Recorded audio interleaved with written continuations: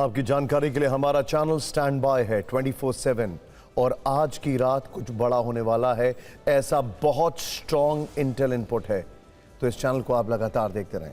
US का एक और थार्ड डिफेंस सिस्टम तबाह कर दिया गया। थार्ड यूएई में तैनात थार्ड ध्वस्त कर दिया गया। यह बहुत बड़ी खबर है क्योंकि जब यूक्रेन में पहला पेट्रियट मारा गया था तब बहुत बड़ी खबर बनी थी। यह पेट्रियट से ऊपर का डिफेंस सिस्टम है। ईरान ने तबाह किया थर्ड सिस्टम, यह बहुत बड़ी खबर है।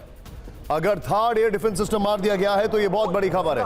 ध्यान से देखिए, और इसके लिए किस तरीके से कल यूएई में उन्होंने रेडार सिस्टम को उड़ा दिया था और आज थर्ड को उड़ा दिया है। ईरान फेज वाइज अटैक कर रहा है। यह देखिए जरा आप किस तरीके से यह अटैक किया गया, और यह चिंताजनक खबर इसलिए बन जाती है क्योंकि यूएई का अगर स्काई ओपन हो गया तो ईरान अपने मिसाइलों, अपने ड्रोन से लंबे अटैक कर सकता है। और यह एयर डिफेंस सिस्टम भी बताया जा रहा है कि ड्रोन अटैक में ही खत्म हुआ है, ऐसी जानकारी आ रही है। एक और बड़ी खबर इस वक्त हमारे सामने, ईरान पर फिर हमले तेज हो चुके हैं। हमलों के बाद एल्बोरोज दहल गया है। बड़ी खबर, एल्बोरोज। और आपको बता दूं कि ईरान, रेड क्रेसेंट ईरान का कहना है कि करीब 700 से ज्यादा लोगों की मौत हो चुकी है ईरान में और लगभग 1500 से ज्यादा लोग घायल हैं। एक और बड़ी खबर, इजराइल का ईरान पर जवाबी हमला। ब्रेक करिए, तेहरान में इजरायली हमलों से तबाही। ये देखिए जरा राहुल, ये दोनों ब्रेकिंग, दोनों शॉट एक साथ दिखाइए जरा। दोनों तरफ से जबरदस्त हमले चल रहे हैं, लेकिन ये जो तस्वीरें आपके सामने आ रही हैं ये इंडिकेट कर रही हैं कि अभी हालात बहुत ज्यादा खराब होने बाकी हैं। पिछले साल यही वक्त था जब अमेरिका के राष्ट्रपति डोनाल्ड ट्रंप शांति का नोबेल पीस प्राइज पाने के लिए जी तोड़ कोशिश में थे। हर मंच पर शांति दूत होने का दिखावा करते थे, लेकिन अगले ही साल में ईरान पर बातचीत के दौरान हमले कर उनके चेहरे से शांति दूत का नकाब पूरी तरीके से उतर चुका है। वो अब खुलकर युद्ध उद्घोषक बन चुके हैं, तबाही के सबसे बड़े प्रायोजक बन गए, क्योंकि अब ट्रंप का कहना है कि वो ना तो युद्ध से थकते हैं ना बोर होते हैं, वो जब तक चाहें ईरान से युद्ध लड़ सकते हैं। तो क्या ट्रंप ईरान को गाजा बनाने की तैयारी में है? उनकी नई धमकी से ईरान में अब नई तबाही का अंदाजा लगाया जा रहा है। ट्रंप का यह पूरा बयान आपको सुनाएंगे, यह भी समझाएंगे कि जवाब में ईरान की ओर से अमेरिका को क्या चेतावनी दी गई है। लेकिन सबसे पहले ईरान में बारूदी विनाश की तस्वीरें देखना जरूरी है।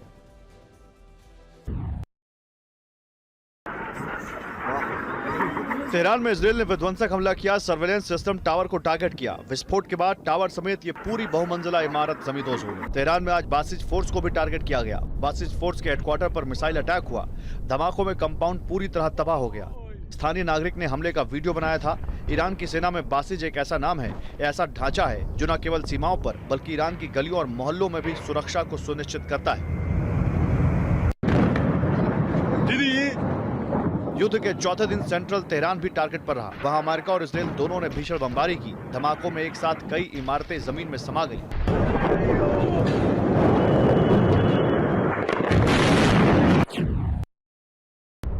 तेहरान में अंदर तो कोहराम मचा ही, साथ ही हवाई हमलों से बाहरी इलाके भी दहल उठे।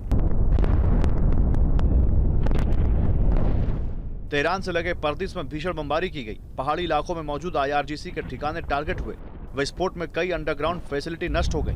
वहां के लोग हमलों की वजह से अंडरग्राउंड शेल्टर में शरण लेने को मजबूर दिखे। अमेरिका ने ईरान के मिसाइल लॉन्चर्स पर हमला किया। कई मिसाइल ठिकाने तबाह कर दिए। सेंटकॉम ने ईरान पर हमलों का फुटेज जारी किया।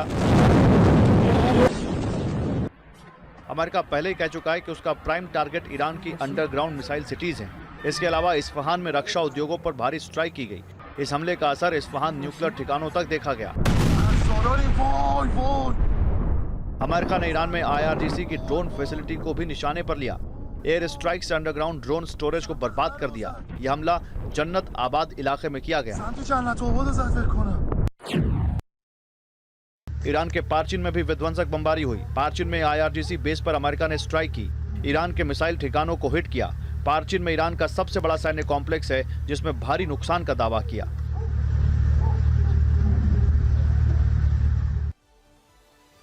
हमारे खास मेहमान इस वक्त हमारे साथ जुड़ चुके हैं। एक बड़ा स्ट्रीम पैनल इस वक्त हमारे साथ है। ध्यान से देखिए, मेरे साथ स्क्रीन पर डॉक्टर विनोद अगस्टीन, जो कि अमूमन ऐसे समय मिडल ईस्ट में होते थे लेकिन अभी नहीं हैं।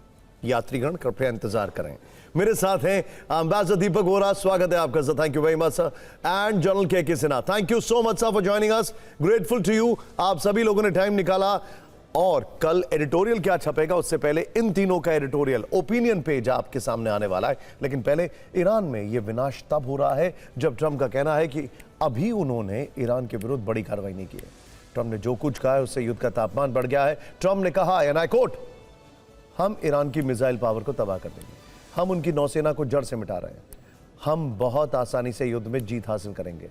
पहले लगा था कि 4-5 हफ्ते में सब निपट जाएगा, लेकिन मैं युद्ध से ना तो थकता हूं ना बोर होता हूं। हमारे पास युद्ध में लंबे समय तक टिके रहने की क्षमता है। जबकि अमेरिकी विदेश मंत्री मार्को रूबियो ने भी ईरान में नई तबाही आने के संकेत दिए। उन्होंने कहा है कि मिशन का मकसद ईरान की मिसाइल ताकत को नष्ट करना है, मकसद ईरान के परमाणु कार्यक्रमों से आगे बढ़ने से रोकना है। हम ईरान पर हमला न करते तो वो हमारे ठिकाने पर अटैक करता। अभी की कार्रवाई सफल है, आगे और ज्यादा बड़े हमले किए जाएंगे, यानी ईरान में आगे और सरप्राइज अटैक होने वाले हैं। ईरान को बखूबी इल्म है कि अमेरिका और इजराइल खमने के खात्मे के बाद भी रुकने वाले नहीं हैं। इसीलिए ईरान अमेरिका को उस जगह चोट दे रहा है जहां ट्रंप को सबसे ज्यादा दर्द हो सकता है। ईरान पश्चिम एशिया में मौजूद अमेरिका के सभी ठिकाने, जिसमें अमेरिकी एयरबेस, अमेरिकी नेवल बेस, अमेरिका के दूतावास, सबको टारगेट कर रहा है। वहां ड्रोन और मिसाइलों की बरसात कर रहा है। इससे पूरे अरब वर्ल्ड में खलबली है। युद्ध के चौथे दिन सबसे ज्यादा विनाश बहरीन और सऊदी अरब में देखने को मिला। ईरान ने सऊदी अरब में अमेरिकी दूतावास पर ड्रोन से हमला किया है। दूतावास की इमारत के पास 2 धमाके हुए हैं। हमले के बाद दूतावास की इमारत में भीषण आग लगी है। दहशत का माहौल हो गया था वहां पर। सऊदी के अलावा ईरान में आज फिर से बहरीन पर अटैक किया है। वहां अमेरिका के मिलिट्री बेस पर हमला किया गया है। यह हमला बैलिस्टिक मिसाइल से किया गया। ईरानी मिसाइल हमले में अमेरिकी बेस को काफी नुकसान की खबर है। स्थानीय लोगों का दावा है कि अमेरिकी फौज बेस से शिफ्ट हुई है। ईरान ने सऊदी, बहरीन दोनों एक साथ वहां पर बड़ी चोट दी है। दोनों देशों को जोड़ने वाले फ्रेंडशिप ब्रिज पर विध्वंसक हमला किया। फारस की खाड़ी में किंग फहद ब्रिज पर ड्रोन अटैक से दहशत फैल गई है। 25 किलोमीटर लंबे ब्रिज के एक हिस्से को टारगेट किया गया। ट्रांसपोर्टेशन के लिए अमेरिकी सेना इस ब्रिज का इस्तेमाल करती है। ईरान ने दुबई के होटल पर भीषण हमला किया है। यह मिसाइल हमला अमेरिकी सैनिकों को निशाना बनाकर किया गया। ईरान के पास इंटेल थी कि इसी होटल में अमेरिकी सैनिकों का मूवमेंट हुआ है।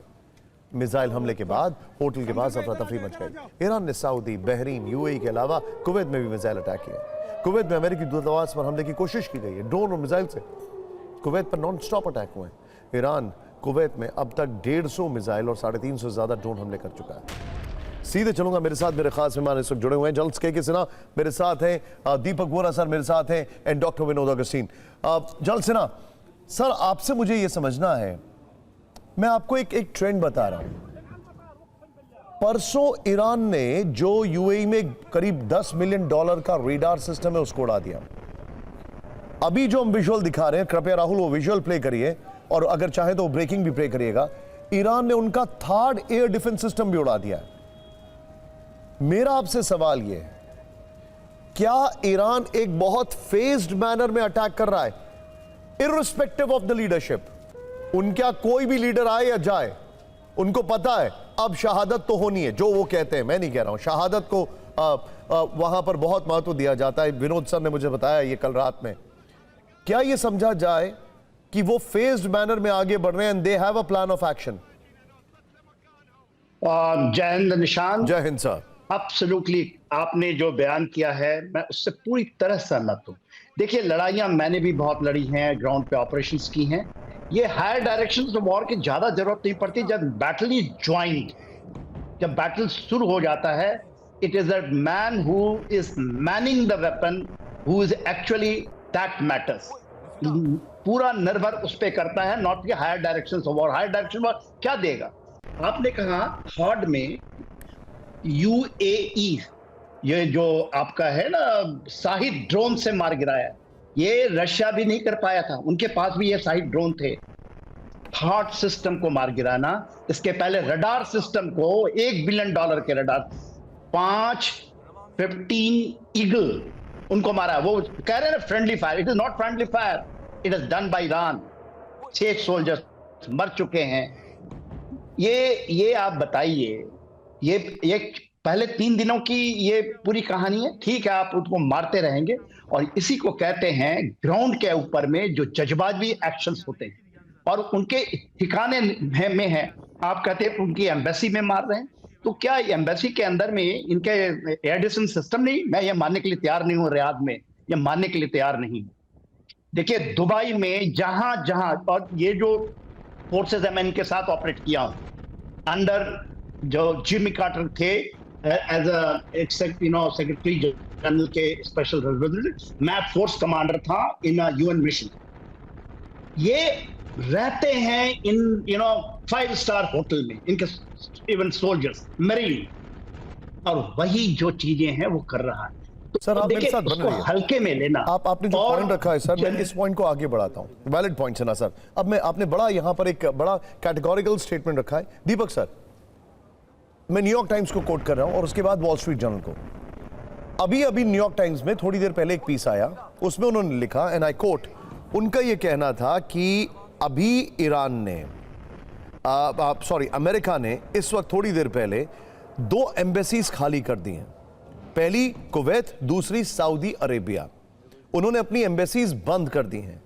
6 इलाके जो हैं वहां से उन्होंने कहा है अपने एक्सपैक्ट्स को कि आप वापस आएं। नॉन एसेंशियल स्टाफ को हटा दिया है। दुबई से हमने उनके इवैक्यूएशन के फुटेज देखे। बहरीन का बेस उन्होंने खाली कर दिया है। एक होता है वर्ड स्ट्रैटेजिक रिट्रीट, जो हमारे डिफेंस एक्सपर्ट्स बताएंगे, लेकिन यहां पर तो they look absolutely out of options, क्योंकि जनता भी उनके खिलाफ होती जा रही है। अलग अलग जगह, चाहे वो बगदाद हो, पाकिस्तान हो, यहां तक कि कुवैत में भी फुटेज आया कि जनता उनके खिलाफ हो रही है। What is your take on this? Thank you very much. हमेशा की तरह always a privilege to be with you. और एम्बेसडर फंसा हुआ है 2 फौजियों के बीच में, as always. Thank you very much, but it's great to be with you and to learn from you and to learn from general साहब and from Augustine साहब। My take on it is, ये जो third को गिराया है, ये तो Israel में नहीं था ना, ये तो कहीं और था, somewhere else in the middle east. UAE, right. तो उनको तो पता, हाँ, उनको तो पता भी नहीं होगा कि ये इसको कैसे चलाते हैं, क्या करते हैं, etcetera. I am not even sure कि ये सही है news. If it's true, well it's amazing.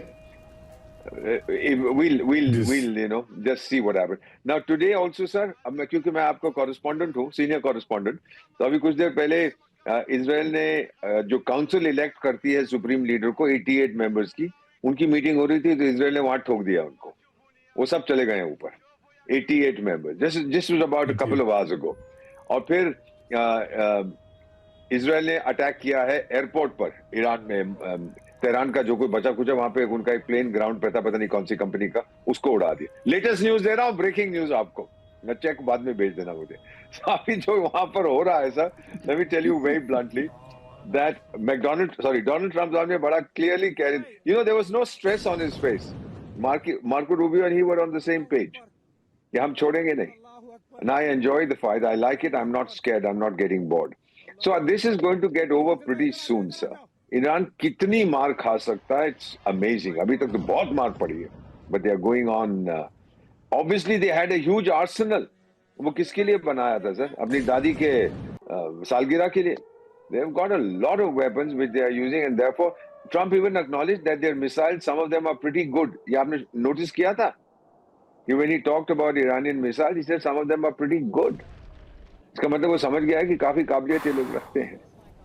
So I think that Iran will continue to fight to the end, but that's an end that seems to be fairly close. Okay, understood. Sir, बहुत यहाँ पर जो एक बड़ी casualty इस युद्ध में हो रही है वो है फैक्ट्स की, जैसे यूक्रेन युद्ध में हुई थी।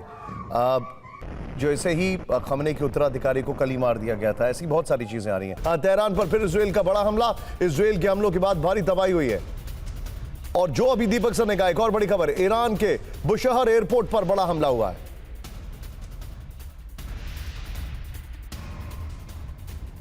अगली खबर, ईरान के बुशहर एयरपोर्ट पर बड़ा हमला। अगस्त के राहुल विजुअल से वो भी प्ले करिएगा। ये बड़ी खबर है। यूएस इजराइल ने प्लेन को बनाया निशाना।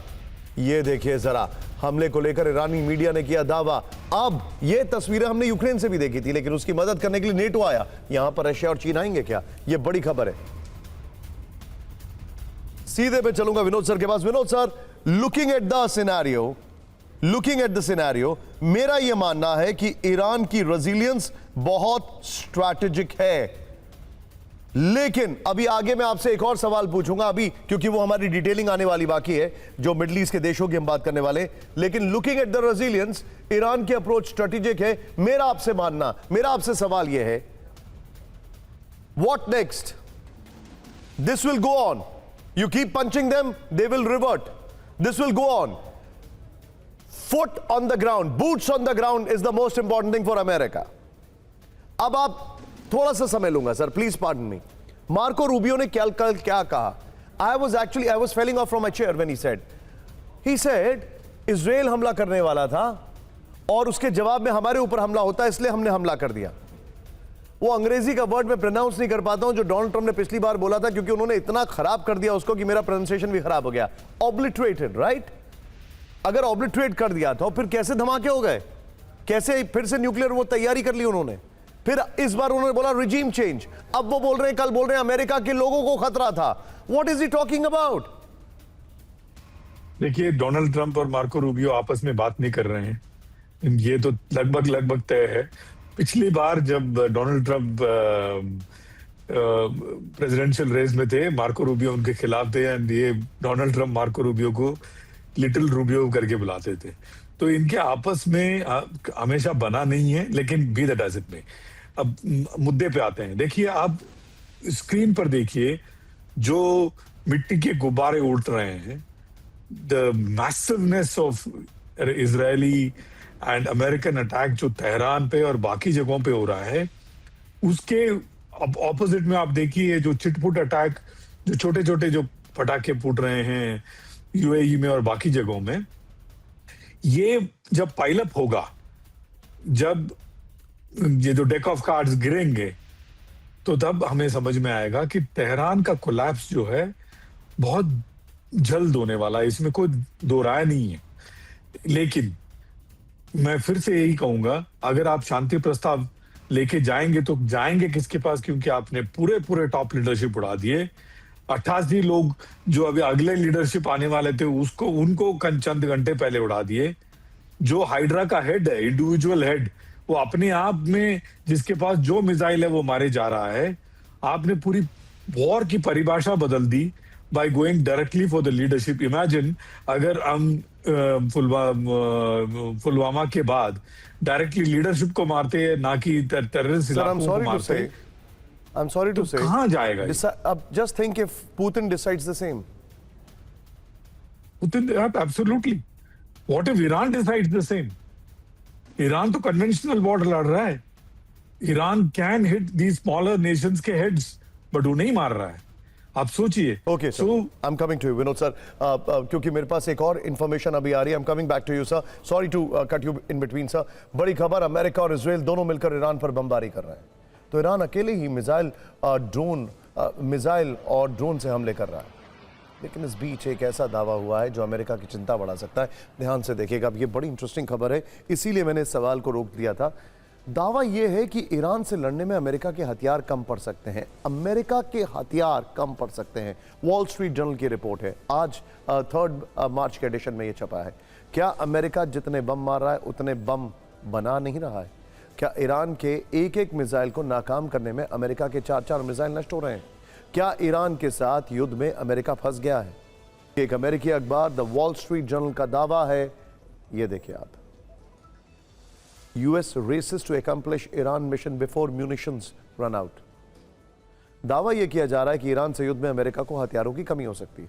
वॉल स्ट्रीट जर्नल ने लिखा है कि अमेरिका ईरान पर हमलों के दौरान तेजी से एयर डिफेंस इंटरसेप्टर्स और दूसरे हथियारों का इस्तेमाल कर रहा है, जिससे उसके हथियारों के भंडार पर दबाव बढ़ रहा है। इससे निपटने के लिए पेंटागन तेजी से थाड, पेट्रियट और स्टैंडर्ड मिसाइल इंटरसेप्टर के स्टॉक को फिर से भरने की कोशिश कर रहा है। अमेरिकी सेना ने सैकड़ों ईरानी मिसाइल और ड्रोन हमलों को काफी हद तक विफल किया है। हालांकि कुछ हमले खासकर खाड़ी के अरब देशों में सफल रहे हैं जो ईरान के करीब है। संघर्ष अभी खत्म नहीं हुआ है और आगे भी हमले हो सकते हैं। दरअसल ये चिंता इसलिए भी बढ़ गई है क्योंकि किसी को पता नहीं है कि ईरान के साथ युद्ध कब तक चलेगा। राष्ट्रपति ट्रंप ने सोशल मीडिया पर लिखा है कि भारी और सटीक बमबारी पूरे हफ्ते या जब तक जरूरी हो जारी रहेगी। उन्होंने कल 5 हफ्ते का टाइम दिया। वैसे ताकि मध्य पूर्व और दुनिया में शांति स्थापित हो सके। इससे पहले उन्होंने कहा था कि ये युद्ध लंबा चल सकता है, शायद ये युद्ध 4 या 5 हफ्ते तक चले। यानी युद्ध की कोई समय सीमा तय नहीं है, लेकिन हथियार सीमित है और उसके निर्माण की क्षमता भी सीमित है। अगर हथियारों और मिसाइल सिस्टम्स की बात करें तो बड़ा इंटरेस्टिंग डेटा हमारी टीम ने तैयार किया, प्लीज इसको ध्यान से देखिएगा। It's a great study, good job. यहां पर देखिए हमारी टीम ने जो आपके सामने किया है। अमेरिका ने 2024 में थार्ड सिस्टम इजराइल में तैनात किया था। एक थार्ड जॉर्डन में भी तैनात है, जहां अमेरिकी लड़ाकू विमान मौजूद हैं। ये ईरान युद्ध में काफी महत्वपूर्ण साबित हो रहा है। पेंटागन पेट्रियट और स्टैंडर्ड मिसाइल SM-3 इंटरसेप्टर के स्टॉक भी बढ़ाने की कोशिश कर रहा है। पेट्रियट कम ऊंचाई पर उड़ने वाले खतरों को रोकता है। अमेरिका समुद्र से दागे जाने वाले टॉमाहॉक, क्रूज मिसाइल और विमान से दागे जाने वाले हथियारों का भी उपयोग कर रहा है। ये सब पिछले साल यमन के हूती लड़ाकों के खिलाफ ऑपरेशन रफ रेडार के बाद हो रहा है। इजराइल भी अपने एरो 3 एयर डिफेंस इंटरसेप्टर और एयर लॉन्च बैलिस्टिक मिसाइलों की कमी से जूझ रहा है। मतलब अमेरिका और इजराइल ने ईरानी मिसाइलों से बचने के लिए इस इलाके में बड़ी मात्रा में मिसाइल और इंटरसेप्टर तैनात किए। यहां तक कि अरब के साझेदार देशों से भी तैनाती की गई है। ऐसे में अगर युद्ध लंबा खिंचता है तो पेंटागन को दक्षिण कोरिया में तैनात अपने हथियारों को इधर लाना पड़ सकता है। ऑलरेडी वो अपना वॉरशिप जो कि साउथ चाइना सी में था उसको मूव कर चुका है। ऐसी खबरें कि अमेरिका में इस पर भी सोच विचार किया जा रहा है। इससे चीन और उत्तर कोरिया पर नजर रखना उसके लिए मुश्किल होगा। वैसे हथियारों की कमी के आकलन पर अलग अलग तरह की बातें चल रही हैं। थिंक टैंक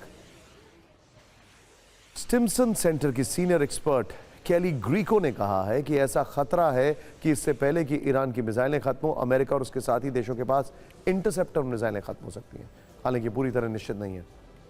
युद्ध की शुरुआत में इजराइल ने अनुमान लगाया था कि ईरान के पास लगभग 2500 बैलिस्टिक मिसाइलें हैं, लेकिन ऐसा माना जा रहा है कि ये संख्या संभवतः अमेरिका और इजराइल के कुल इंटरसेप्टर मिसाइलों से भी ज्यादा है। सिर्फ अमेरिका ही नहीं, इजराइल भी अपने हथियार भंडार को लेकर दबाव में है।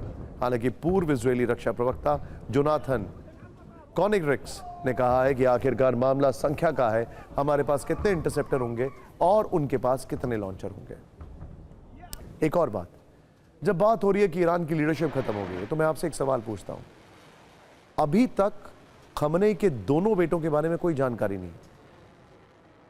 सोचिए, ईरान के राष्ट्रपति सुरक्षित हैं, ईरान के विदेश मंत्री खुलकर बयान दे रहे हैं। इसका मतलब क्या है? इस युद्ध में ईरान भले ही अब तक ज्यादा पिट रहा हो, लेकिन एक सच यह भी है कि ईरान के पास कितने हथियार हैं ये अमेरिका को भी नहीं मालूम है। इसीलिए वहां इस बात का खौफ है कि अगर युद्ध लंबा चलेगा तो होगा क्या। वैसे अमेरिका के राष्ट्रपति Donald Trump the wall street journal के हथियारों की कमी वाली खबर से नाराज हैं। राष्ट्रपति ट्रंप ने सोशल मीडिया पर लिखा है कि अमेरिका के पास इतने हथियार हैं जितने पहले कभी नहीं थे। आज मुझसे कहा गया हमारे पास इन हथियारों की लगभग असीमित आपूर्ति है। इन हथियारों के सहारे युद्ध सफलतापूर्वक लड़े जा सकते हैं। हमारे पास आधुनिक हथियारों की अच्छी आपूर्ति है, लेकिन हम अभी वहां नहीं है जहां हमें होना चाहिए। कई मॉडर्न हथियार हमारे लिए दूसरे देशों में सुरक्षित रखे गए हैं। सौभाग्य से मैंने अपने पहले कार्यकाल में सेना का पुनर्निर्माण किया था और इसे आगे भी जारी रख रहा हूं। संयुक्त राज्य अमेरिका पूरी तरह से सुसज्जित है और बड़ी जीत के लिए तैयार है।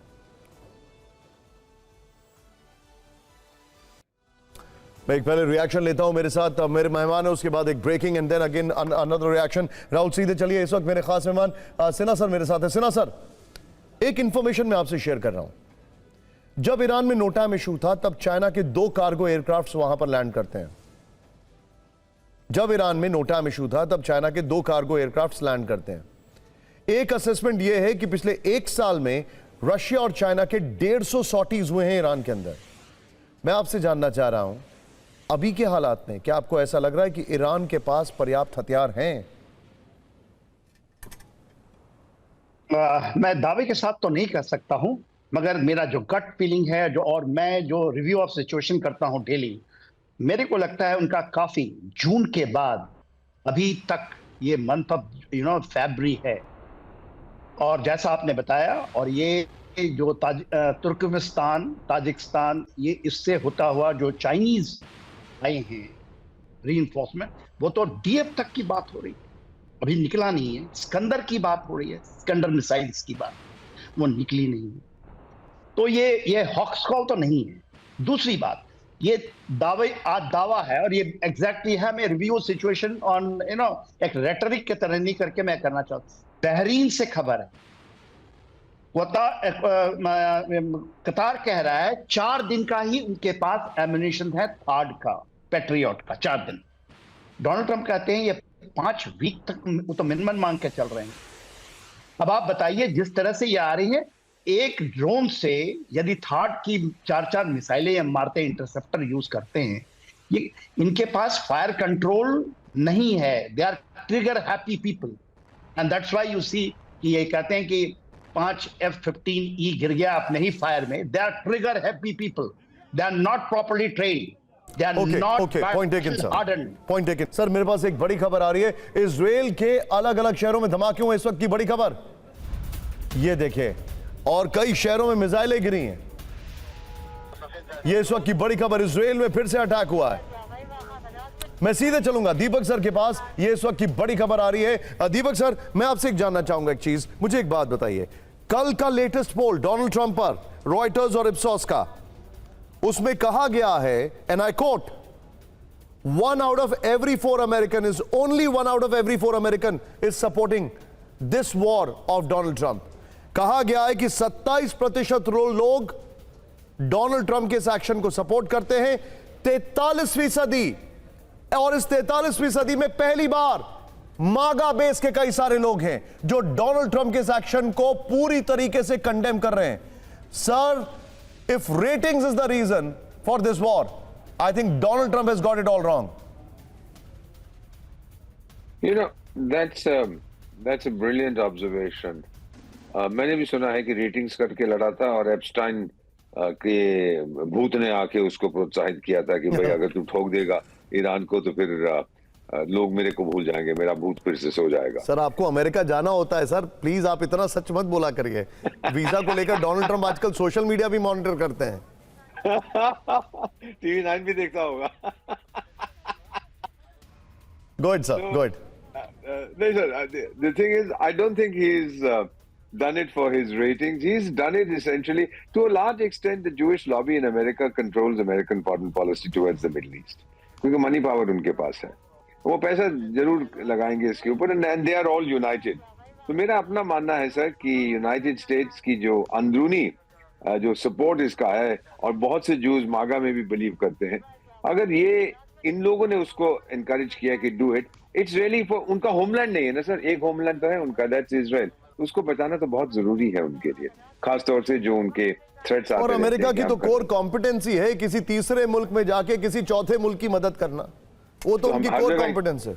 वो तो अपने देश में तो नहीं करते। right. एक पहली बार उनके मेनलैंड पे हमला हुआ था, जो हम जानते हैं, जो पर्ल हार्बर था, वो तो आइलैंड है, वो तो दूर है ईस्ट 9/11 वेस्ट कोस्ट का। और जब पहली बार 9/11 हुआ मैनहट्टन में, तो वो तो पागल हो गया, बौखला गया, उसका भेजा फ्राई हो गया। ये क्या हो रहा है मेरे देश में, क्या हुआ? right. You see how he reacted. Be with me sir. इस वक्त एक और बड़ी खबर आ रही है। I'm coming back to you Vinod sir. बड़ी खबर, अब आते हैं अमेरिका ईरान युद्ध के सबसे विस्फोटक और सबसे विनाशकारी चैप्टर पर। इस युद्ध को अभी सिर्फ 4 दिन हुए हैं। इन 4 दिनों में पश्चिम एशिया में बेहिसाब बारूद बरसा है। न सिर्फ ईरान की पूरी लीडरशिप खत्म हो गई है, बल्कि सैकड़ों मासूमों को भी अपना खून बहाना पड़ा है। अब ऐसा कुछ हुआ है जिसने ग्लोबल एक्सपर्ट्स की धड़कनें बढ़ा दी। सवाल है कि क्या युद्ध की आड़ में कोई गुप्त परमाणु गतिविधि चल रही है? ध्यान से देखिए खबर। क्या अमेरिका ईरान युद्ध में अब परमाणु तबाही का ट्रिगर दब गया है? अब तक बैलिस्टिक मिसाइल से होने वाला विनाश क्या परमाणु तबाही का इंतजार कर रहा है? क्योंकि युद्ध की आग और मिसाइलों की गूंज के बीच ईरान से लगत लेकर अमेरिका तक धरती कांपी है। भीषण युद्ध के बीच अचानक भूकंप का आना बड़े सवाल खड़े कर रहा है। आइए जरा फ्लोर पर आते हैं। बड़ी खबर ये देखिए, अब जो जानकारी मेरे पास आ रही है, ईरान से जंग के बीच अमेरिका में भूकंप आया, जबकि ईरान में भी युद्ध के बीच भूकंप के तेज झटके महसूस किए गए। अमेरिका में 4.1 की तीव्रता का भूकंप आया, जबकि ईरान में 4.3 की तीव्रता का भूकंप आया है। मतलब ऑलमोस्ट सेम। हाँ, अमेरिका में एरिया 51 न्यूक्लियर साइट भूकंप का केंद्र था, जबकि दक्षिण ईरान में जमीन से 10 किलोमीटर नीचे भूकंप का केंद्र रहा। अमेरिका में नेवाडा के पास न्यूक्लियर टेस्टिंग साइट पर भूकंप आया है, जबकि कहा जा रहा है कि ईरान ने भूकंप की आड़ में परमाणु परीक्षण किया है। लेकिन सवाल अब भी वही है, क्या अमेरिका और ईरान युद्ध के साए में परमाणु शक्ति का गुप्त प्रदर्शन कर रहे हैं? सोचने वाली बात है। क्या अमेरिका ने सीक्रेट न्यूक्लियर टेस्ट किया है? क्या नेवादा में आया भूकंप प्राकृतिक नहीं था? क्या ईरान के गेराश का भूकंप युद्ध से जुड़ा है? क्या एरिया 51 में कोई परमाणु गतिविधि हुई है? क्या दोनों देशों का भूकंप महज संयोग नहीं है? वैसा एक्सपर्ट्स का मानना है कि परमाणु परीक्षण छिपाना आज की दुनिया में लगभग नामुमकिन है। दुनिया भर में फैले सिस्मिक मॉनिटरिंग स्टेशन, उपग्रह निगरानी और अंतर्राष्ट्रीय सिस्टम हर असामान्य विस्फोट को रिकॉर्ड करते हैं, लेकिन यह भी सच है कि जब युद्ध का माहौल होता है तो हर कंपन धमाके जैसा लगता है, हर खबर शक में बदल जाती है और हर अफवाह आग की तरह फैलती है। लेकिन जब ईरान और अमेरिका में धरती कांपी है, इस बीच फ्रांस ने एटम बम को लेकर बहुत बड़ा ऐलान कर दिया है। फ्रांस के राष्ट्रपति इमैनुअल मैक्रोन ने कहा है कि फ्रांस 34 वर्ष बाद परमाणु बम बनाएगा। गौर करने वाली बात यह है कि फ्रांस के पास अभी 300 परमाणु बम है, लेकिन वो इतने परमाणु बम से भी संतुष्ट नहीं है। मैक्रोन ने कहा है कि वो अपने देश की परमाणु नीति में बदलाव करेंगे। मैक्रोन ने यह भी कहा है कि फ्रांस परमाणु बमों की गिनती नहीं बताएगा, यानी वो एटम बम भी बनाएंगे और गिनती भी नहीं बताएंगे। मैक्रोन ने कैसे परमाणु बम को लेकर दुनिया की धड़कनें बढ़ा दी है, ध्यान से देखें। इस वक्त एक बड़ी खबर आ रही है, तेहरान में हमले का नया वीडियो आया सामने, ब्रेक करिए। यूएस इजराइल ने किया बड़ा हमला, विजुअल देखिए। हमले के बाद तेहरान में कई जगह विस्फोट हुए। ये रात का विजुअल है, अभी थोड़ी देर पहले का है। ये देखिए, तेहरान में नए राउंड का हमला शुरू हो चुका है। मैं सीधे चल रहा हूं, मेरे साथ मेरे खास मेहमान जो कि इस मामले में पीएचडी होल्डर है, nuclear bombs if I am not wrong, doctor Vinod Augustine. Vinod sir, देखिए, अगर आफ्टर शॉक्स आए तो वो भूकंप था, आफ्टर शॉक्स नहीं आए तो वो परमाणु हड़कंप था। ये क्लियर है। मेरा सवाल आपसे ये है, और मैं एक बड़ा ही हाइपोथेटिकल सवाल पूछ रहा हूं। जिस दिन ट्रंप ने कहा था कि हम फिर से न्यूक्लियर वेपन टेस्ट करेंगे या हम फिर से न्यूक्लियर वेपन बनाएंगे या उस पर फोकस करेंगे, तो सबसे बड़ी रिपोर्ट छपी थी कि अमेरिका को न्यूक्लियर वेपन इस्तेमाल करने से पहले उसको कम से कम एक बार तो टेस्ट करना ही पड़ेगा। सवाल नंबर 1, क्या ये वो टेस्ट था? सवाल नंबर 2, हाइपोथेटिकल सिचुएशन सभी दर्शकों के लिए, सर इस युद्ध का अंत अब एक चीज से हो सकता है। ईरान न्यूक्लियर टेस्ट करे और वो सीधे सीधे बोले कि हम न्यूक्लियर मिसाइल रेडी हैं, इसका इस्तेमाल कर सकते हैं। तो क्या ये दूसरा टेस्ट या भूकंप उस टेस्ट का इंडिकेशन है? दोनों सवालों के जवाब विनोद सर। 3 सवाल लूंगा, एक चंद सेकंड एक्स्ट्रा लूंगा। जो आपने नंबर्स कोट किए थे निशान जी, 4.1 और 4.3, ये टेस्ट जो है अगर वर्टिकल शाफ्ट में करते हैं या हॉरिजॉन्टल शाफ्ट में करते हैं उसके ऊपर निर्भर करता है। अगर दोनों वर्टिकल शाफ्ट है तो आप कंपेयर कर सकते हैं, लेकिन अमेरिका वाला हॉरिजॉन्टल शाफ्ट रहा तो आप ज्यादा शॉक को भी कम रिक्टर स्केल में दिखा सकते हैं, पहली बात। दूसरी बात, जब भी ये भूकंप आते हैं, जो मेरे जैसे इसके विद्यार्थी हैं वो प्लेट टेक्टोनिक्स पे जाके देखते हैं कि ये हुआ कहाँ, और यहाँ पे प्लेट टेक्टोनिक्स पे इस हिस्ट्री में कभी भूकंप हुआ कि नहीं। तो ये बहुत एक महत्वपूर्ण स्टडी है, और जहां अमेरिका में हुआ है और जहां जिस जगह पे ईरान में हुआ है, दोनों ही प्लेट टेक्टोनिक्स वाली जगह नहीं है। दोनों में ही हिस्टोरिकली 4 रिक्टर स्केल का भूकंप आज से 400-500 साल तक पहले तक तो नहीं आया है। तो इसमें कोई इसलिए मैंने ट्वीट भी किया था कि ये भूकंप जो है फतेह 2 के ऊपर चढ़ करके इजराइल पे ना पहुंच जाए।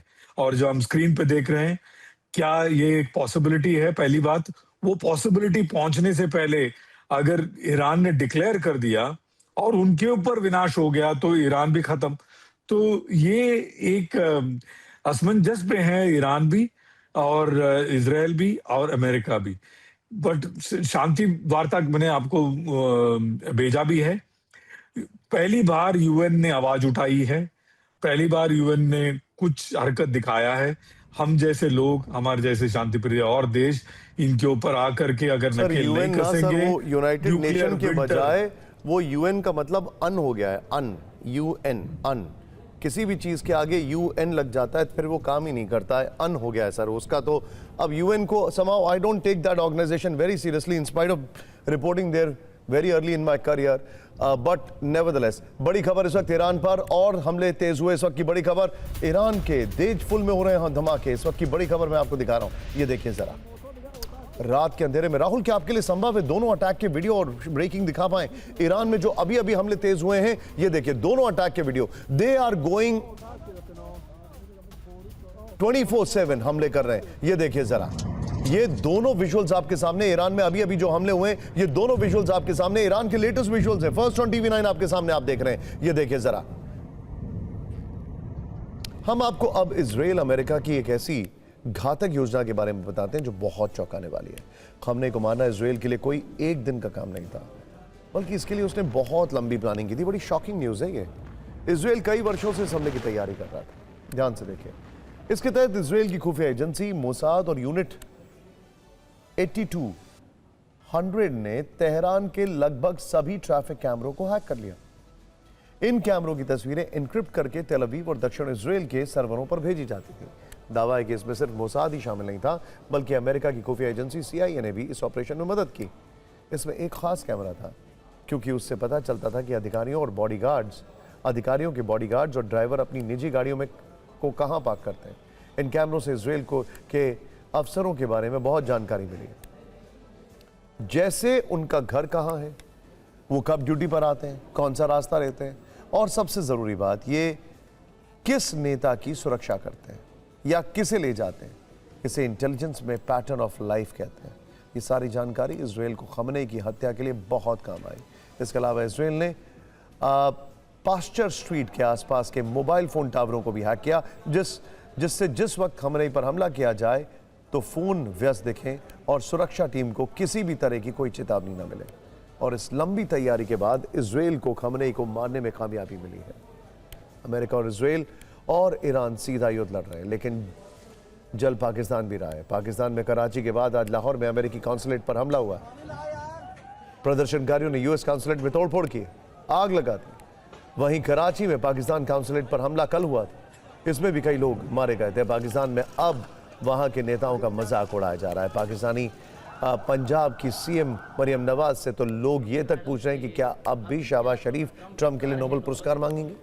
एक बार सुनिए कैसे पाकिस्तान के नेताओं को ऐसे मुश्किल और चुभने वाले सवालों का जवाब देना पड़ रहा है। फिर हम आपको पाकिस्तान का नया फेक न्यूज़ कांड भी दिखाएंगे। पाकिस्तान ने अपनी फेक न्यूज़ फैक्ट्री भी पूरी रफ्तार से चालू कर दी है। Pakistani propaganda social media accounts के जरिए भारत के रक्षा मंत्री राजनाथ सिंह का एक फर्जी और एडिटेड वीडियो तेजी से वायरल किया जा रहा है। इस वीडियो में यह झूठा और मनगढ़ंत दावा किया जा रहा है कि राजनाथ सिंह ने ईरान पर इजराइल के हमले का समर्थन किया, जबकि हकीकत यह है कि रक्षा मंत्री राजनाथ सिंह ने ऐसा कोई बयान दिया ही नहीं है। उनके एक पुराने वीडियो को काट छाट कर यह झूठ फैलाया जा रहा है और इसके पीछे सीधे तौर पर पाकिस्तानी अकाउंट्स का हाथ है। इसीलिए बिना पुष्टि किए ऐसे किसी भी वीडियो या फेक न्यूज़ पर बिल्कुल भरोसा न करें। वैसे फेक न्यूज़ फैलाना पाकिस्तान का सरकारी काम बन चुका है। फेसबुक, इंस्टाग्राम और X ने पिछले कुछ वर्षों में कोऑर्डिनेटेड इनऑथेंटिक बिहेवियर के तहत सैकड़ों पाकिस्तानी अकाउंट्स, पेज और ग्रुप्स को सस्पेंड किया। स्टैनफोर्ड इंटरनेट ऑब्जर्वेटरी और मेटा की कई रिपोर्ट्स में यह साबित हो चुका है कि भारत के खिलाफ नफरत फैलाने वाले कई फेक नेटवर्क सीधे तौर पर पाकिस्तान से ऑपरेट होते हैं और इनके तार वहां की फौज के मीडिया विंग ISPR से जुड़े पाए जाते हैं। आपको बता दें, यही वजह है कि देश के पब्लिक ब्रॉडकास्टर ने कई साल पहले एक सीरीज चलाई थी PTV सच क्या है, जिसमें सब झूठ होता था।